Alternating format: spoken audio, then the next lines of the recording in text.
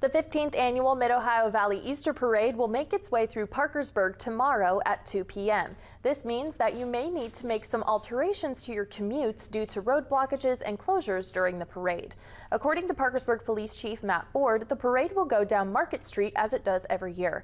Chief Board explains that the cross streets from 19th to 5th Street will be closed after the parade starts at 2 p.m. tomorrow. He encourages the practice of leaving early to avoid parade traffic when planning for travel. If you do find yourself stuck in parade traffic, Chief Board encourages patience and finding the best in the situation to enjoy the festivities.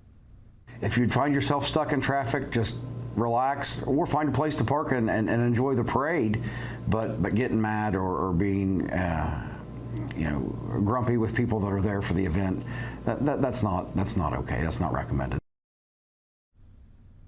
The Easter Parade will start at 2 o'clock tomorrow afternoon.